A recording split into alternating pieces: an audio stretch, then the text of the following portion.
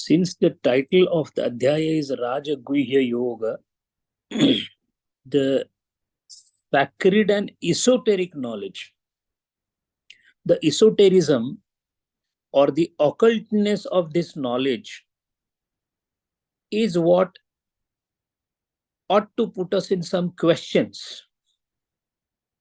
Some of them did come during the discussion. What is this so-called business of Swarga? What is this business of entities called Deva? And both the Swarga and Dev seems to be condemned by the Bhagavan himself in this shloka. So questions come to the mind. Does thing called Swarga exist or doesn't exist? Two, we have a very fantastic idea of Swarga in our mind. The moment we say Swarga, we think of some three-dimensional aspect thing way up there somewhere in the Antariksha where everything is beautiful and everybody is enjoying. Is it the right meaning of the word Swarga? Is it the right concept or conceptual meaning of Swarga the way we perceive it? Or does the Shastra has some other implication into it? Since Bhagavan himself has mentioned that those who Swargatim Prarthayante, those who pray for Swarga, that means the Swarg is an attainable thing. If it is something fictitious, Lord wouldn't mention it here. So as far as reality of Swarga is concerned, it is existing. There is no doubt about it. Else, whatever is asatya cannot become a part of Bhagavad Gita. The question now is, what is exactly this business of Swarga? To understand Swarga, we need to understand that the word itself has come from Suvargaha iti Swargaha. To be with that which is auspicious is Swarga. And Varga, Su means Uttama, Varga, the word Varga itself has come from the dhatu Vruja. Vruja is to pluck, to pull out, to pluck. So those who have plucked out the Uttamam, they have an experiential state called Swarga. So first of all, Swarga is an experiential state. स्वर्ग एक अनुभव है. Why this is important? Because experience cannot be knowledge. Certain fundamentals should be very clear with us. That which can be experienced cannot be knowledge. Sat Chit Ananda Swarupa is Jnanamaya. That Jnanamaya is something that cannot be experienced. Brahma, Atmanubhuti, Brahma is experienceless Anubhuti. So that which is experienced cannot be Lord. And that which is experienced has to be a part of the universe. In fact, the very definition of universe or Vishwa is Lokyate Bhunjate iti Lokaha. What is this world? Lokaha. There could be different types of Lokaha. Bhu, Bhuvaha, Suvaha, Mahaha, Janaha, Tapaha. These are all lokas. Lokas means experiential state. Right now, you and me and everyone is experiencing Bhuloka. We are on the Bhuloka. Bhuloka means what? The place where we are experiencing a set of experiences which are only restricted to Bhu, that means Prithvi Loka. So, Bhuvaha and Suvaha, what is that?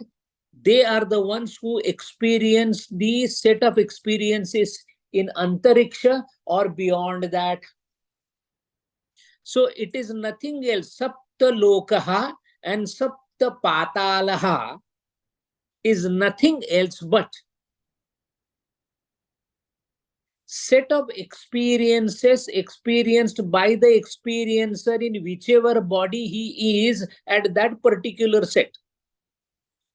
In the Bhuloka, you require a body like you and me to experience, because we have 5 indriyas through which we experience. That's why we have Sharira. So it is very simple. Bhuloka means Sharira plus Indriya plus object equal to experience, that is Bhuloka. Now the component of this equation change moment you go from one lok to other lok.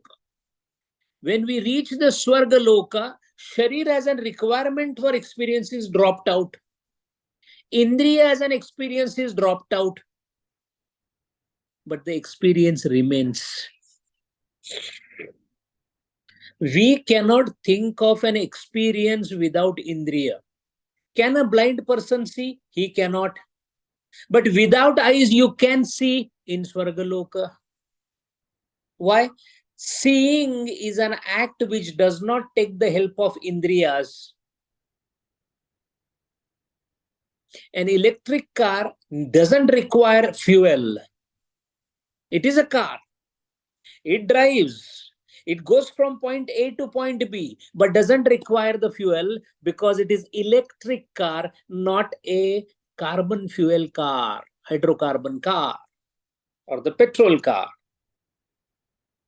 Both are cars, both drive, experiences are different.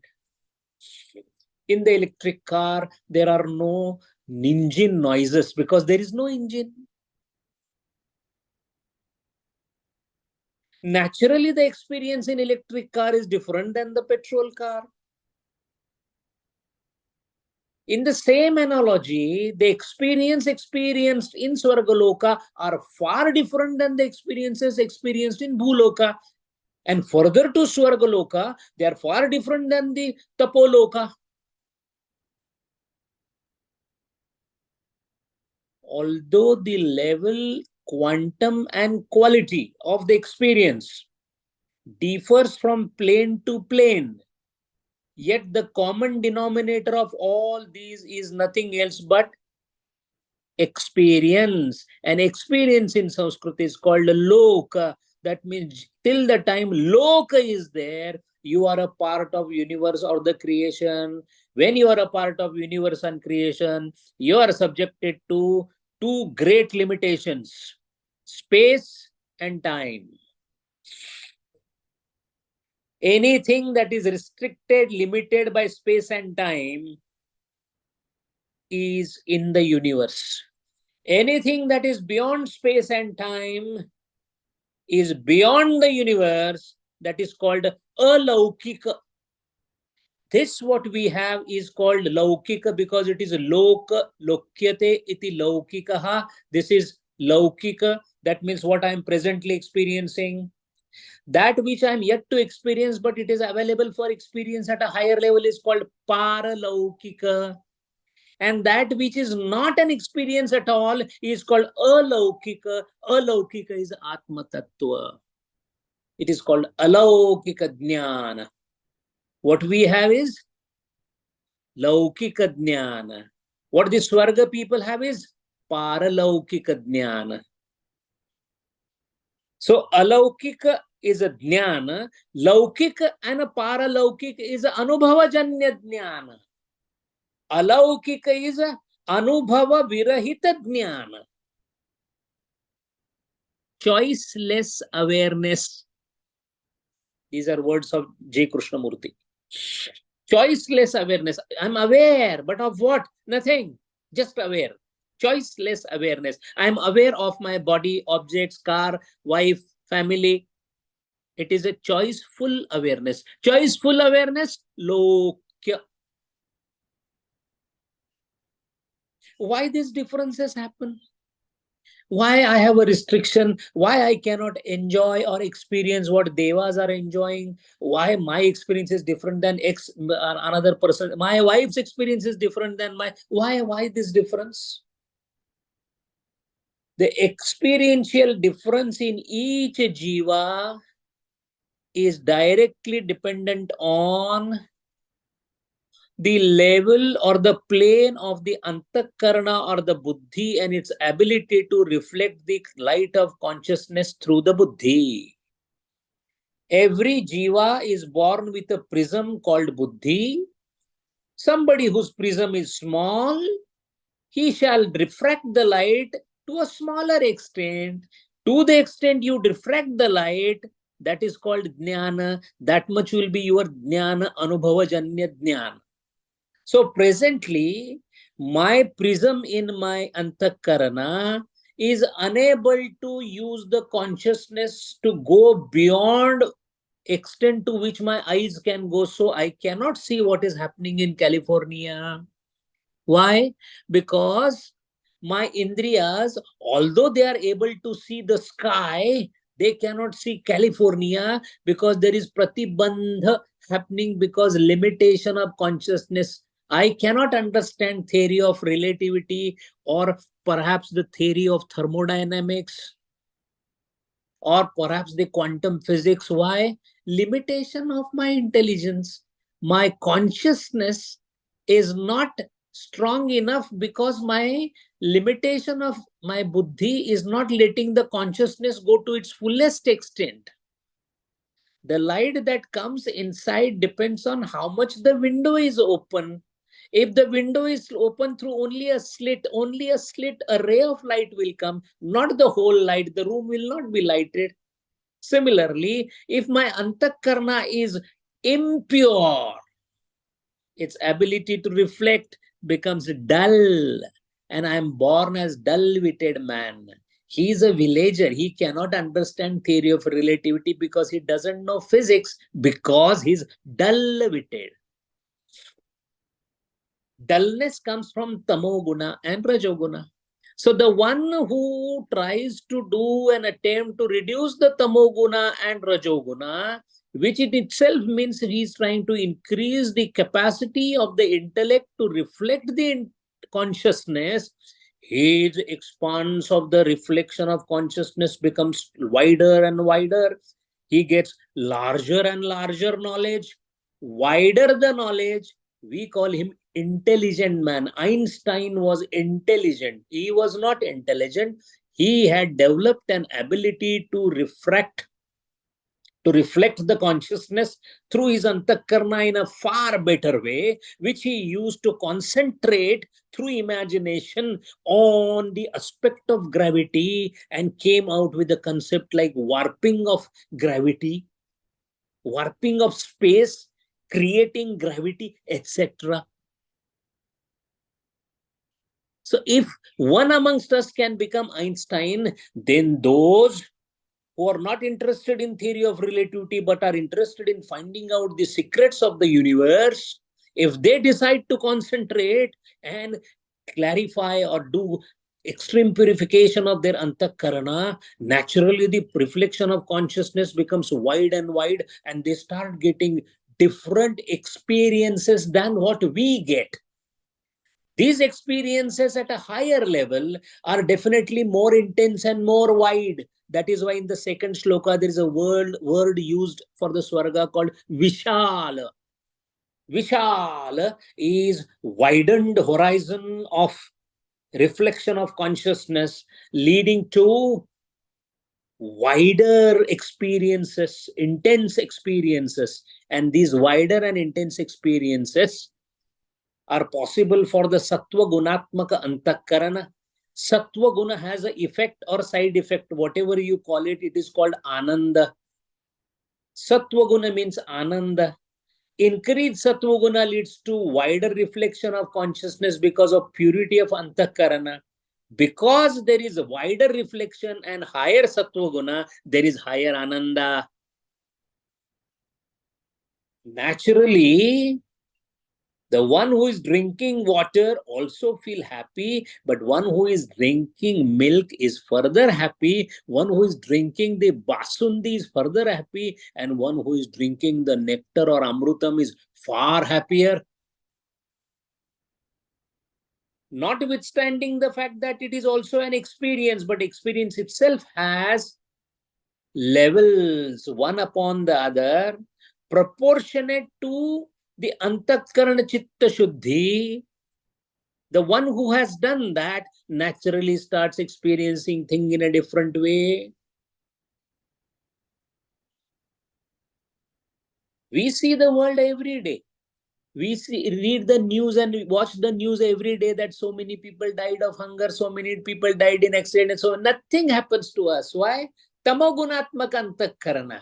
One person who was walking on the earth suddenly felt the pain of all the people around. They are called saintly people. One Mahatma Gandhi decided, what is there in my life other than helping all those who are in downtrodden, those who are in pain? वैष्णव जन तो तेने कहिए पीर पराई जाने रे. Pir parai itself means leaving the self-centeredness. When you work for other, naturally there is an expansion of the antakarana and inflow of sattva-guna.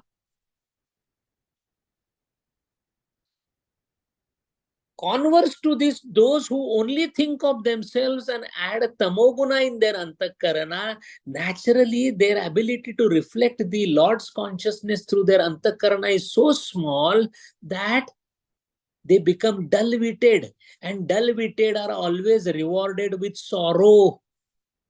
And such a dull-witted person, wherever they stay, there they cry. And the place where the human beings cry is called Naraka. Naraha kayanti iti narakaha. The place where human beings cry is called Naraka. Now we can ask a question to ourselves. Are we in this world or we are in Naraka? Because every day we are crying. This is not there. That is not there. My son is not listening to me. My wife is like this. I wish I could have had that kind of wife. My salary is very low. God has given, but what is the point? What is the point? Naraha kayanti iti narakaha. This is exactly opposite of swargaha. However, those who have viveka, buddhi, and perhaps the ashirvada of Sadguru or somebody saintly person, or he comes in contact with the illuminating light like Gurudeva, even that distant reflection of the sun called Gurudeva also gives us at least an idea or iota of thought in our mind, maybe once in a week, maybe on Saturday, maybe for 1 hour, maybe for 1 minute, maybe for 1 second, that am I doing something right or wrong? And when I realize I'm doing something wrong, then I think of changing myself so that I do not do anything which is tamogunatmak or rajogunatmak. And then I start purifying my heart so that the consciousness can get better reflected. This intense desire of ours to purify our antakarana so that the tamoguna and rajoguna can be removed and the satoguna can be brought in is called Swargatim Prarthayante. And Arjuna, those who are doing Swargatim Prarthayante, and who will do that? Not anybody just gets up and starts Swargatim Prarthayante. You will not. बहुत सुकृतांची जोडी म्हणून विठ्ठली आवडी. Tukaram Maharaj says, millions of births have gone. That is why the name of Vitthala comes on the tongue. Otherwise, it doesn't come, sir. If you are born as Williams in America, Vitthal will never be known to you.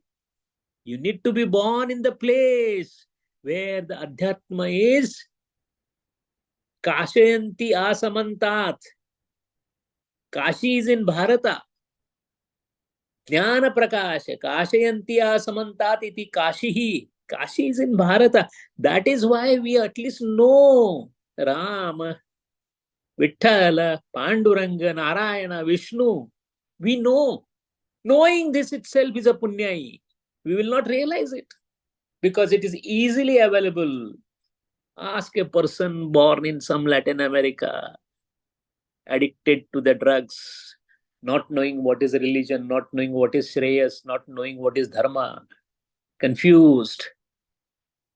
Thanks to the land, thanks to the samskara, thanks to the gurus. So we know the scriptures tells us that is why only one who has taken it forward and actually studied with the right intent. What? The Ajna of Shankaracharya is Vedo Nitya Adhyatam. So that is why this shloka is completely inapplicable to us. Why? Because it starts with Traividya.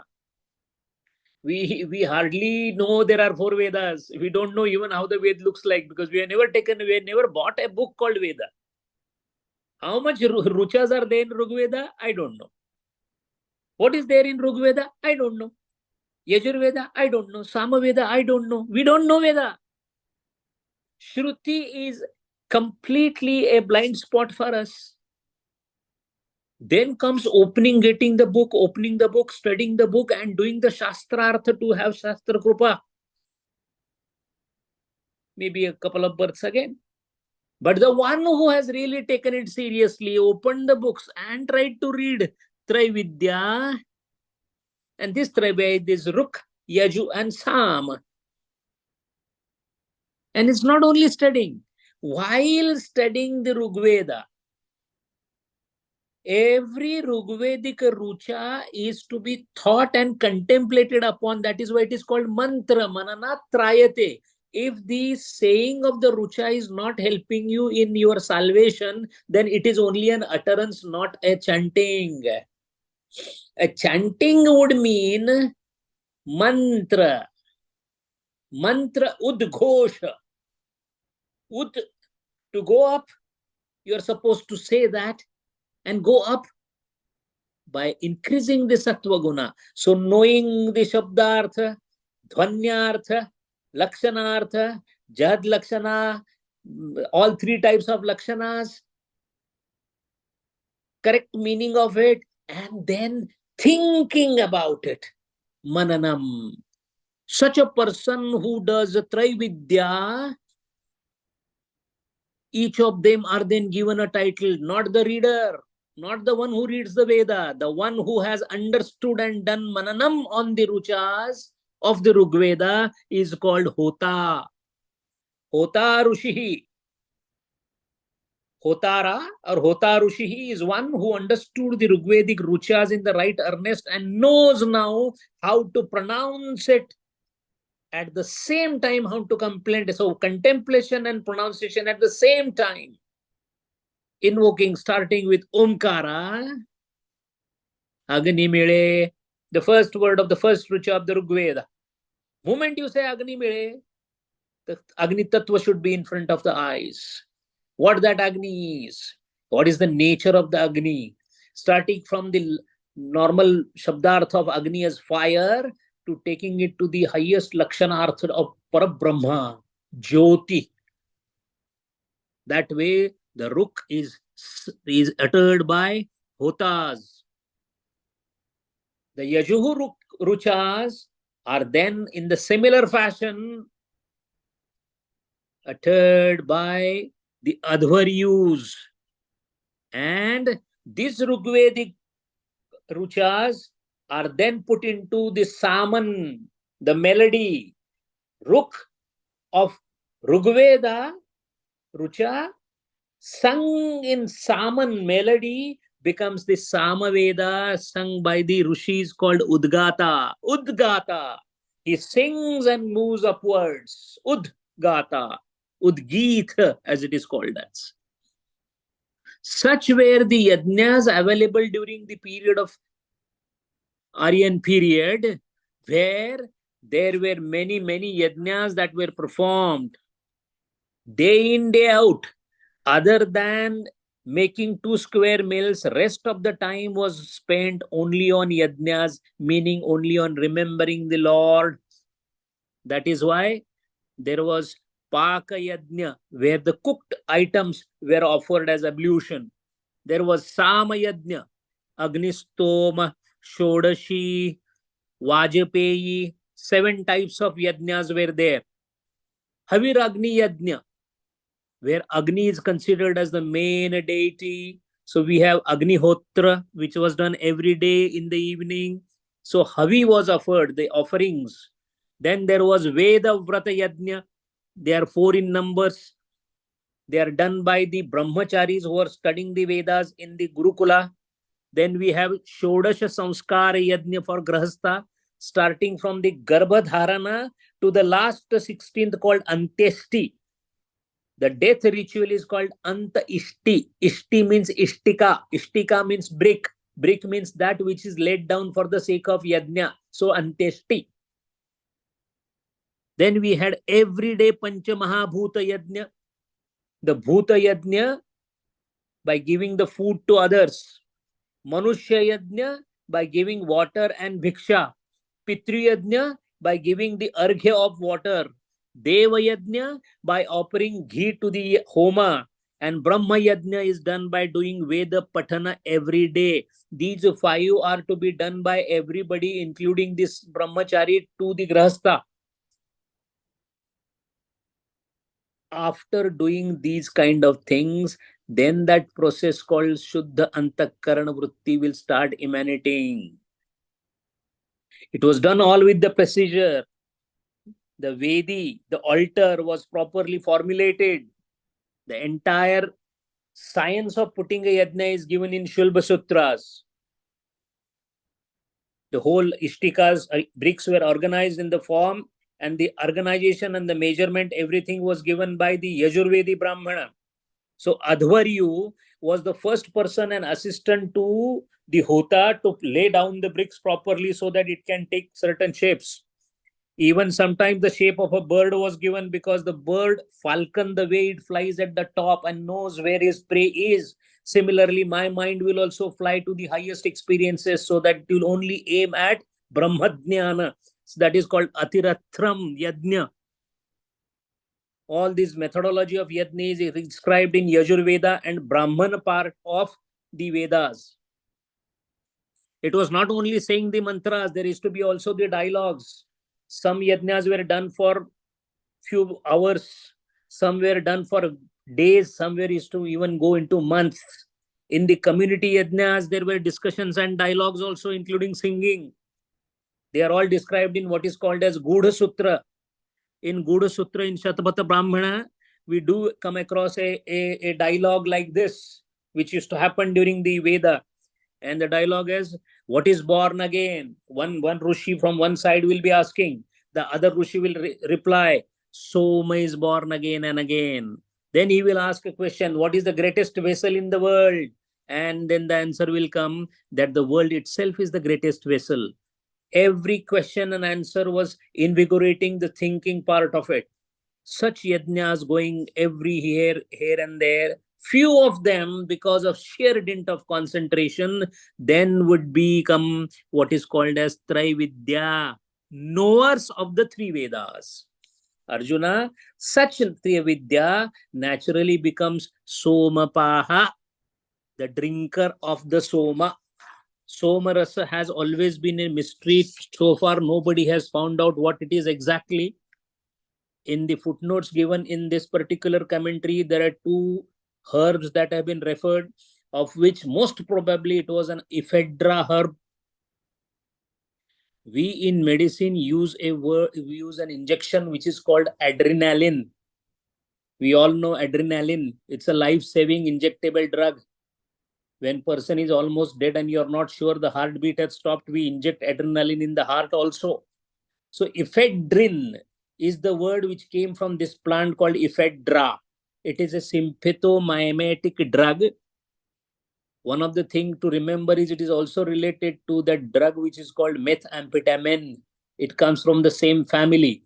Unfortunately, it makes you addict. But the Aryans and the Vedic Rishis knew the quality of this particular medicine and how to really take that particular medicine in a particular through process. Usually it was called Soma because it was supposed to be very cooling. Soma is cool and moist, as against the Agni, which is dry and hot. So Soma leaves were brought. They were brought usually on the Somavar, Monday. They were brought in the night when the Soma is in the sky. The Chandra is in the sky. Then they were brought and they were fermented, and then they used to go through a particular process and then ready to press. After the entire process, when the pressing was done, a white discharge used to come. Milky discharge, Gurudev has mentioned. Of that, everything was offered to the yajna, and a very little was taken after the yajna was over by everybody. That being a sympathomimetic, it has a wonderful drug against neurasthenia. So all of a sudden, the energies is to go high up, which would help all of them in further contemplation. That was the place of Soma.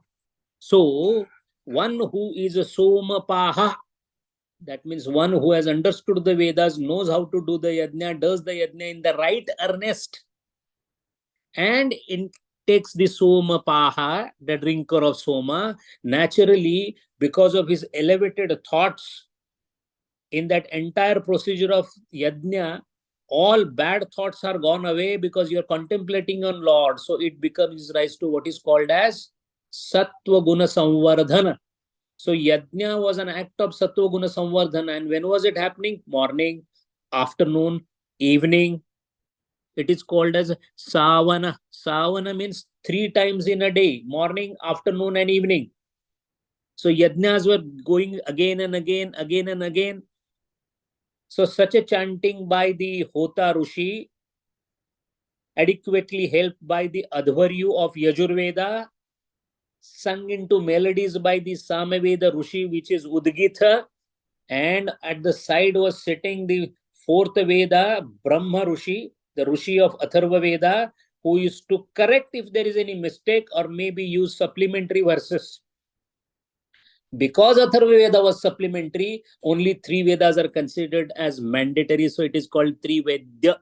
So Trivedya, one who is purified of the papas and who is the drinker of Soma, who by Yadnehi Ishtva, the one who has worshipped me with these sacrifices, and at that point of time, he is so highly elevated that anything that he thinks will be blessed to him. The Lord, who is the King of Kings, is ready to bless him depending upon what you ask. Unfortunately, when a king asked a teacher, "What do you want?" he said, "Sir, I want a larger hall so that I can take tuitions."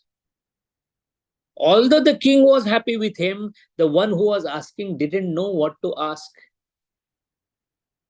And Tathastu being the Ashirvad given by the Lord on the creation itself, anyone who desires whatever he desires, he gets the desire fulfilled.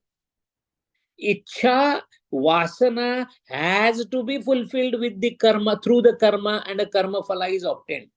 I will do karma, but I don't want phala, cannot happen. Unless either you don't know you are doing the karma, that is nishkama karma, or you are not interested in phala, otherwise the phala will come to you. In spite of such a high study of Vedas, Kamya karma hasn't gone away.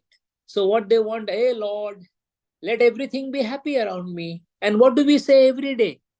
Bhagavan, khushi de de. We don't say Bhagavan, Atma Jnan de de. Bhagavan, tudsa kar. Make me like you. No. We say, let my child be happy. Let this be happy. Let my mama be happy. Let me, I should have, this is what is called Kamya Prarthana. One of the highest Kamya Prarthana is Swarga Prarthana.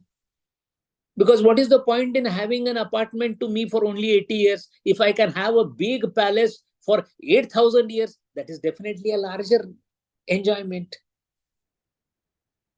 So you increase the width of experience of happiness. Increasing the width of happiness, experiential happiness is going up and up in the lokas.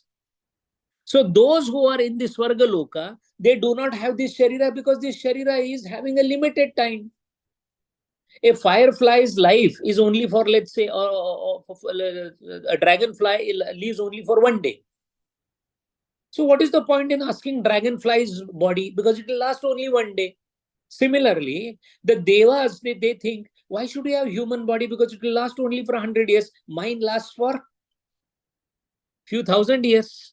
Let me have that. And then, if you have to have a body of that type, it cannot be with the same Pancha Mahabhuta combination. The Bhuta Sanghata has to be different. So, there is no obvious Thula Sharira, because Thula Sharira is more Nashivanta than Sukshma Sharira. So, they have Sukshma Sharira. The Linga Sharira is the Sukshma cyclist. What is Pishacha? It doesn't have body, but it enjoys the life. How? Through somebody else's body.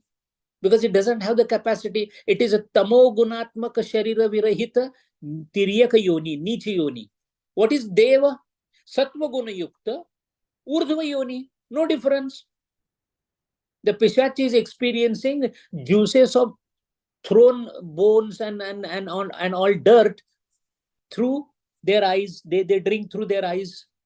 While devas enjoy the nectar with their divya sharira. There is no difference virtually. Swami Vivekananda says devas are a pitiable condition because they have to be born again as human beings to get the salvation. There is nothing like Manushya Janma. Naradeha Punyata Prapta.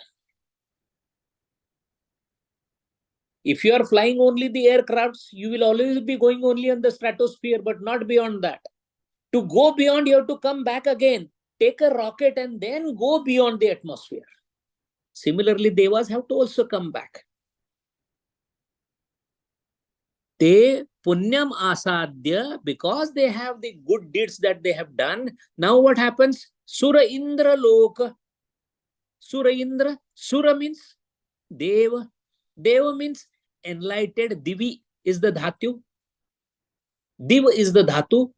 Enlightened. Enlightened means those who have widened the consciousness, not those who have gone to the consciousness. Widened. The window is little more wide open. But still the sun is coming through the window. Only when the house is demolished, sun will be everywhere. Only when the upadhi will be demolished, consciousness will be everywhere. As long as you are delimited adjunct, upadhikruta jiva, you will be in the universe, you will be in the Vishwa. But these people who their sheer stint of sattva guna has gone to divaloka, te punyam asadya surendra lokam ashnati divya anand divyan divi, divyan divine, divi saptami ekvachan, inside chamasaha chashake asti saptami divi, in that divine pleasure they enjoy, they were bhogan. That which is enjoyed has to end. Why? It is an experience. Every experience has to end, howsoever pradirgha it may be. Sun has an experience of being sun. It will end. Even the modern science says after 4 billion years, the sun is going to become dark. It's going to go out. The fuel is going to be out. The fusion reaction, what is happening, will be over. What happened? Long life, 4 billion years. But still, after 4 billion years gone, every experience has an end. That is why Arjuna, te tam bhuktva, after enjoying that, swargalokam vishalam. The only difference is, see, the billionaire also enjoys life. Even the hutman dweller also enjoys life. What is the difference? Your life is of a little longer period. Like he can have chappan bhog for eating. A poor man will eat only one jalebi he will get and he will enjoy that. The difference is only in the quantitative aspect and then the qualitative aspect. But both of them are going to end. Both the meal is going to end for both of them. There is an industrialist who stays in $1 billion home in Bombay. $1 billion home. It has a helipad, it has this, it has that. What is the difference? I am on a scooter, he is in a car, he is in a plane. Experiences are different at different level. But at the end, they are experiences only. But a Jivan Mukta, because he is beyond experience, for him, the car, the scooter, and the plane, all the three are useless. Why? The one who is manufacturing sugar cannot be compared with an ant who is happy with a small grain of a sugar. Aishwarya Yukta Ishwara. That you have become. Lord of all the three worlds. That being the reason, Tetam Bhuktva Swargalokam Vishalam, Chine Punye Martalokam Vishanti. This is the segment that we should now, it should be etched on the mind. Chine Punye Martalokam Vishanti. Moment the good deeds and its effects are over, you are back into the world. In other words, every happiness is nothing else but a gap in sorrow. Every happiness is but a gap in the sorrow. What is maximum and what is flowing? Sorrow. Why? Gautam Buddha gave the cardinal truth, three cardinal truths. First cardinal truth is world is full of sorrow. If Gautam Buddha had said it, we have no business to change it. There is darkness. Once this statement is done, then you should not search light in it, but we do. Buddha said the world is full of sorrow, and every day we are trying to find out happiness in this world. You cannot get happiness in the world because world is of the nature of the sorrow. At times the sorrow is not experienced, that we called as sukham. So kshine punye, meaning when this moment of so-called gap in the sorrow is over, martyalokam vishanti, again you come back to the martyaloka. Martyaloka means, as per Madhusudan Saraswati Maharaj, entering into mother's womb is beginning of martyaloka. Because 9 months the baby suffers and then gets born, immediately forgets that it was suffering from 9 months. The very crying itself, which is koham, is forgotten moment he is born, the baby is born. So martyalokam vishanti evam traidharma anuprapanna gatagatam kama kama labhante. फिर उसी बेवफा पे मरते हैं, फिर वही जिंदगी हमारी है. Sufi has said that. फिर उसी बेवफा पे मरते हैं. दिस वर्ल्ड इज बेवफा. Again we come into the world. फिर वही जिंदगी हमारी है. हजारों ख्वाहिशें ऐसे कि हर ख्वाहिश पे दम निकले. आज फिर हुए हैं गवाह इश्क तलब. अश्क बारी का हुक्म जारी है. Gawah Talab is this Bhagavad Gita class, because that is the time when we try to take the accounting of what we have done.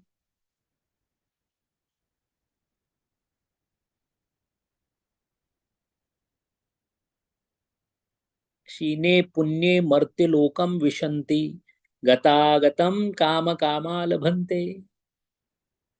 As long as a calm desire,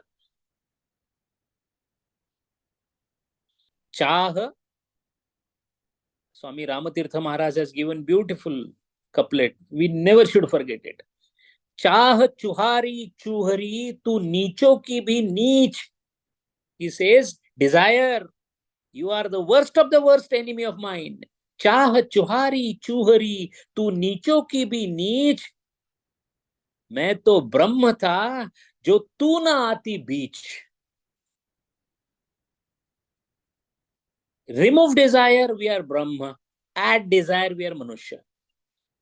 Kama kama labhante. That is why after he conquered the desire, again Swami Ramatirtha compiled the couplet which is so famous, wrongly ascribed to Kabir Maharaj, but it is by Swami Ramatirtha. चाह मिटी चिंता मिटी मनवा बेपरवाह, जिनको कछु नहीं चाहिए वही शहनशाह. Lord of Lords, Trailokyadipati. Trailokyadipati is one who has transcended the three lokas. And to transcend the three lokas, because lokas means anubhav, anubhav means ichha. So the one who has transcended ichha, ये तमन्ना है कि आजाद तमन्ना रहूं, Sufi says. The one who has abandoned the desires. He is aware, but he has no desire. Choiceless awareness. Vastu ananubandhit chetana. That is Brahma. That is Brahma Jnana. Hari Om.